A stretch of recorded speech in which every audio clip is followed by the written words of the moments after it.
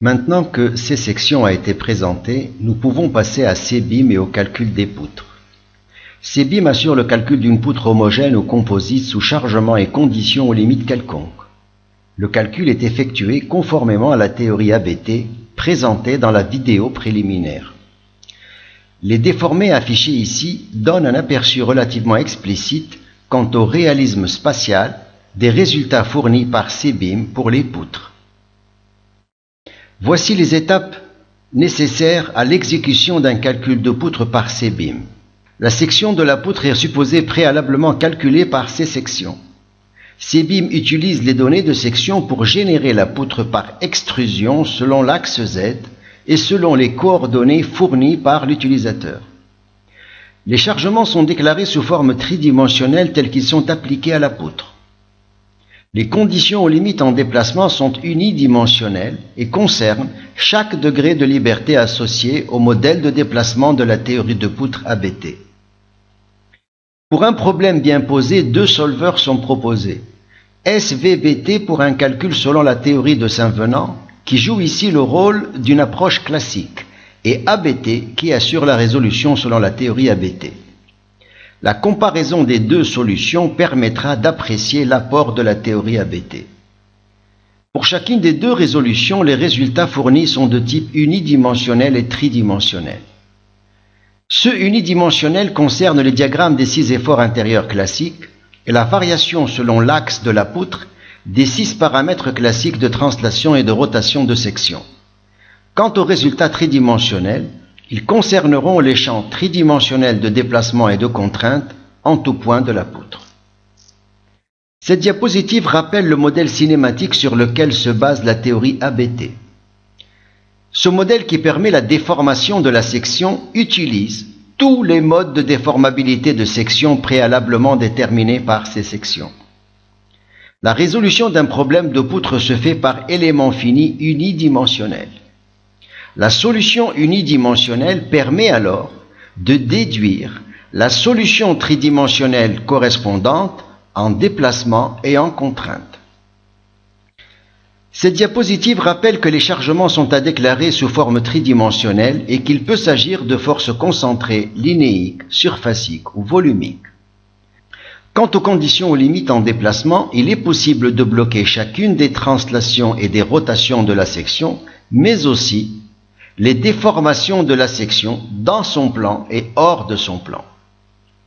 Voici enfin les deux exemples de calcul de poutres qui seront présentés.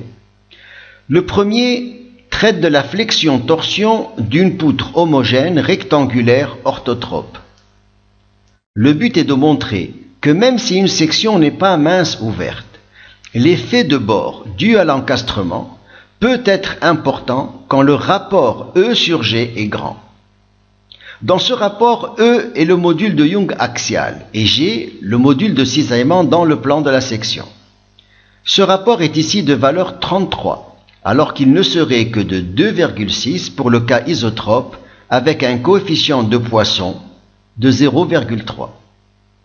Le deuxième exemple est une poutre bi-encastrée dont la section en I est mince et composite. Deux cas de chargement seront considérés. Le cas 1 est une charge répartie excentrée. Le cas 2 est un chargement dont le torseur résultant est nul. Pour ce chargement, il est évident qu'une théorie de poutre classique conduirait à une solution identiquement nulle. Nous sommes maintenant prêts pour passer à l'utilisation de l'outil CBIM. Nous revoici dans l'interface de MATLAB. Pour lancer CBIM, il suffit de taper CBIM au niveau de la ligne de commande. Voici l'écran d'accueil de CBIM. Pour générer la poutre, il suffit d'insérer la section préalablement calculée. Il suffit de la choisir, la voici, elle est représentée schématiquement à droite. Et on peut vérifier ses caractéristiques en cliquant sur Show. Et là, on voit la géométrie de la section, ses caractéristiques, elle est homogène, il y a un seul matériau, il est orthotrope. Notez que les nœuds extrêmes de la section sur la partie supérieure sont 4 et 3. Pour générer la poutre, il suffit de choisir des coordonnées selon Z et on va lui donner une longueur de 10. Voilà. Voici la poutre générée et affichée au niveau tridimensionnel. Ce qui reste à faire maintenant, c'est de donner les conditions du problème, le chargement et les conditions d'appui. Toutes ces données sont à faire dans l'espace qui est en bas. Vous avez 5 tables pour les charges concentrées, linéiques, surfaciques et volumiques, et cette table-là pour les conditions d'appui. Les conditions d'appui sont à donner au niveau unidimensionnel. À ce propos, cette poutre a été générée, mais derrière cela, on peut afficher les éléments finis unidimensionnels que la discrétisation a fait de manière automatique. Et nous avons des nœuds qui passent de 1 jusqu'à 43, avec ici le nœud numéro 14 qui correspond à la coordonnée 3 qui a été déclarée. Bien, pour ce qui concerne les conditions limites, ils vont porter sur la section initiale qui se trouve au niveau du nœud numéro 1, et pour lequel nous allons bloquer les 3 translations, les 3 rotations, et aussi les déformations dans le plan de la section et hors plan de la section. Je valide et je montre. Alors les voici, il n'y a pas de symbole pour ça, mais il y a quelque chose qui nous rappelle que les 3 translations sont bloquées, les 3 rotations et out et in. Voilà, maintenant on peut reprendre l'affichage tridimensionnel. Il nous reste à déclarer la charge excentrée qui se trouve au niveau du nœud numéro 3, mais sur toute cette longueur, du nœud numéro 1 selon Z jusqu'au nœud numéro 43 selon Z. Toutes les coordonnées selon Z sont en fait indiquées ici.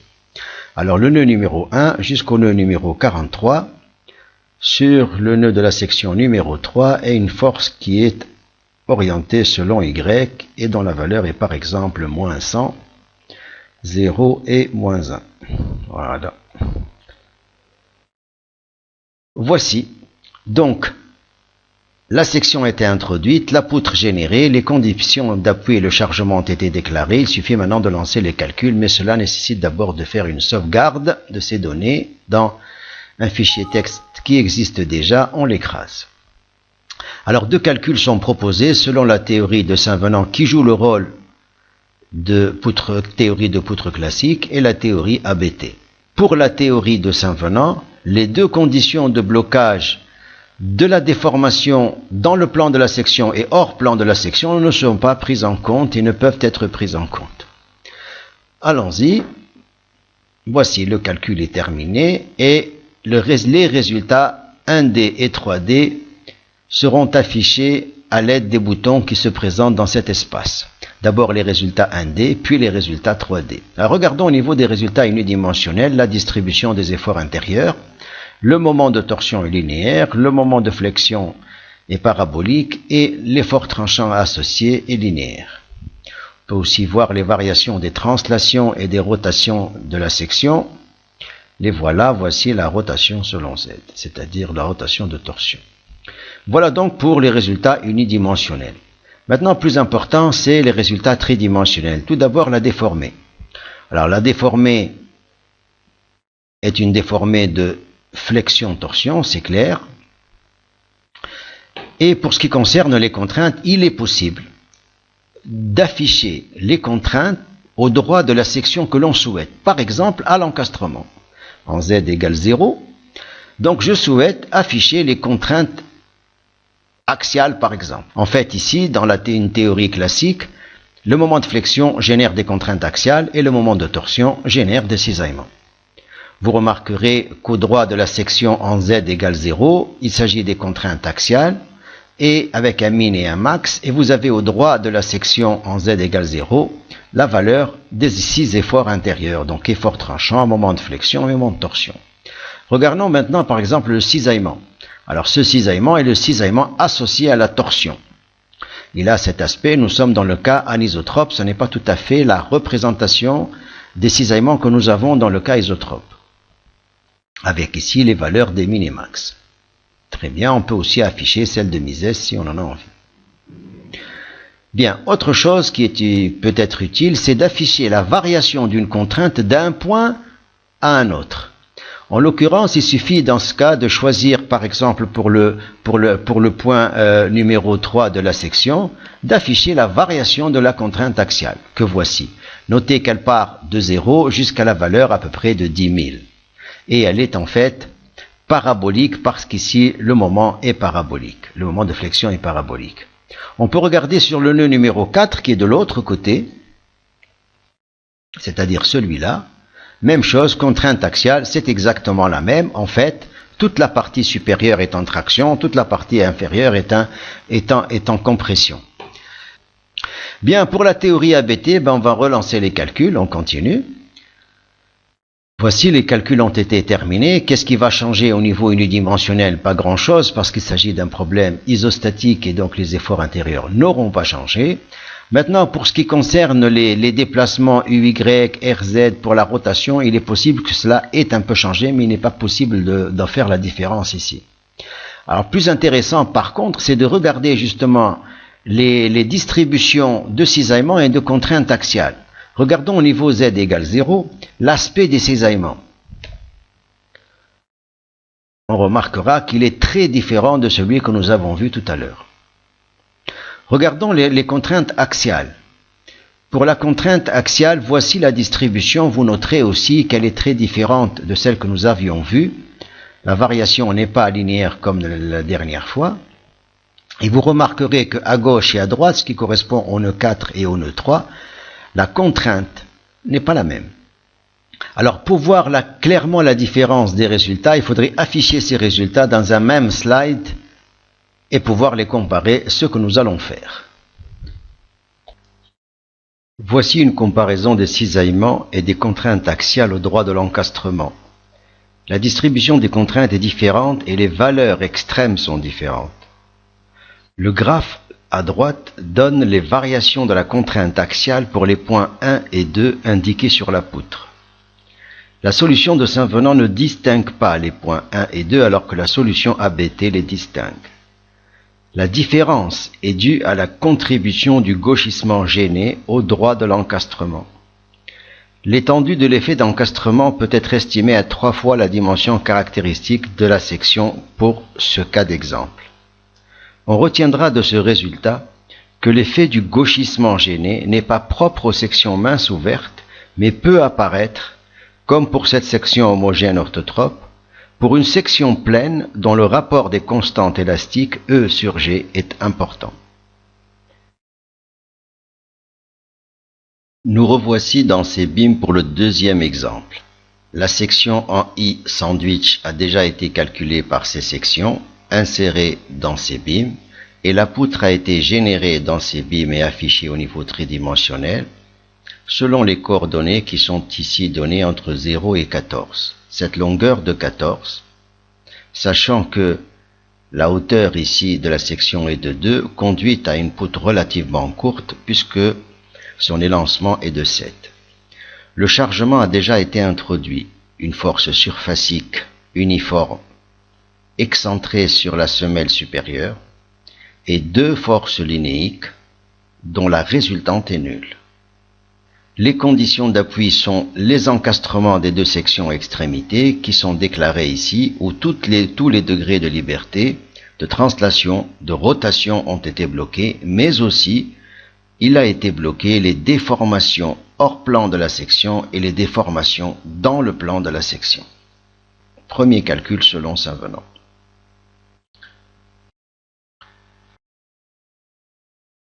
Voici la déformée associée à la solution de Saint-Venant. Regardons les sections extrémités. Il apparaît clairement que ces sections ont gauchi. On peut faire une vue de dessus pour voir la même chose que voici. Maintenant, si nous regardons le résultat de face, il apparaît que les flexions en haut et à gauche sont absolument identiques, à savoir qu'il n'y a aucune influence des charges linéiques dont la résultante est nulle et qui sont appliquées ici. En fait, elles sont absolument ignorées puisque leur résultante est nulle. Maintenant, si nous regardons de l'autre côté, on s'aperçoit aussi que le fait que la charge surfacique ait été appliquée sur la semelle supérieure a conduit à un résultat de déformation semelle supérieure et semelle inférieure identiques. En fait, cet effort réparti n'a eu d'influence que pour contribuer à la flexion globale de la poutre et à la torsion globale de la poutre, sans distinction et sans localisation de la charge.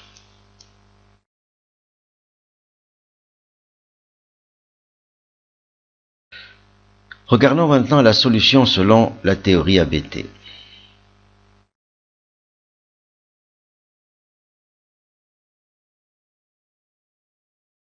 Allons voir la solution en déplacement que voici. Tout d'abord, au niveau des encastrements, les encastrements apparaissent bien réalisés et que par ailleurs, au droit des forces linéiques dont la résultante est nulle, près de cet encastrement, il est clair qu'ils ont conduit à une déformation localisée près de cet encastrement. De l'autre côté,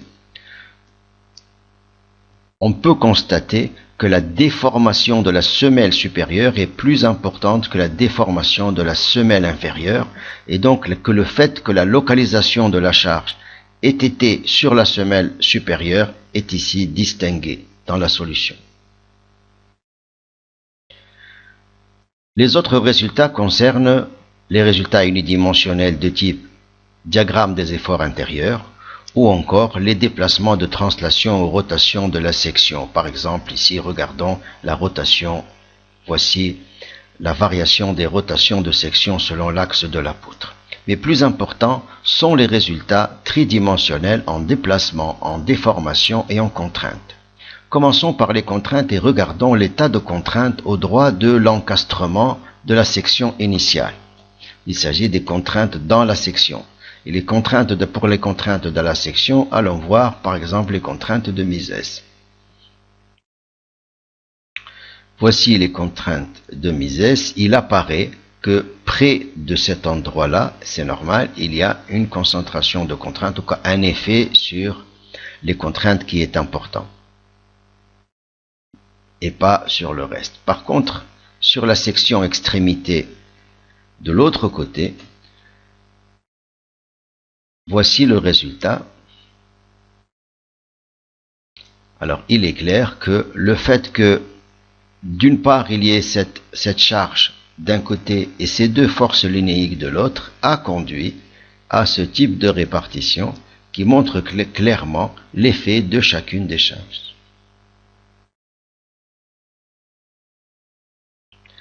Maintenant, nous pouvons aussi regarder la variation d'une contrainte selon l'axe de la poutre. Nous allons le faire pour le point 47. Il s'agit d'un point qui se trouve à l'interface entre la peau et le cœur.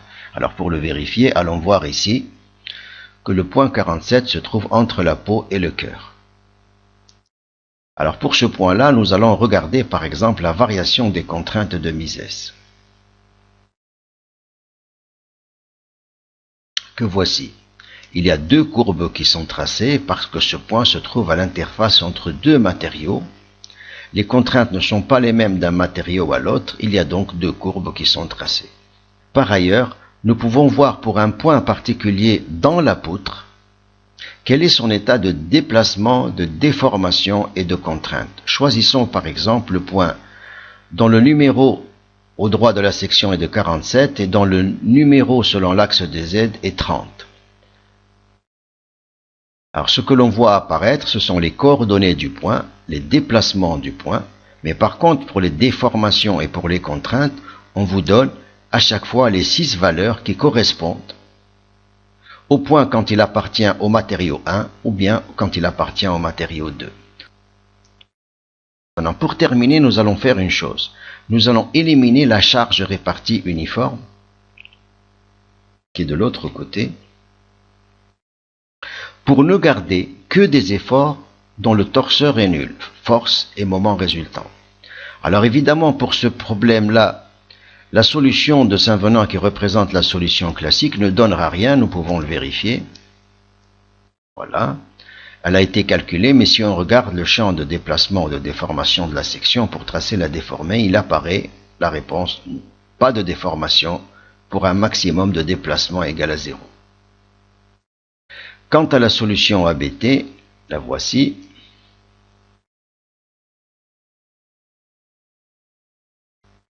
De la déformée, et voici la déformée. Il apparaît clairement que cet effort appliqué sur les semelles supérieures et inférieures près de cet encastrement a conduit à une déformation qui est bien localisée près de l'encastrement et qui rend compte de la localisation de la charge, que cette charge soit torseur nul ou pas. Voilà, c'en est tout pour cet exemple. Il a permis d'avoir un aperçu relativement précis de ce qui est capable de donner comme résultat C-BIM en utilisant la théorie ABT. En définitive, le package C-section et C-BIM offre un nouveau regard réellement tridimensionnel sur le comportement des sections et des poutres, qu'elles soient homogènes ou composites.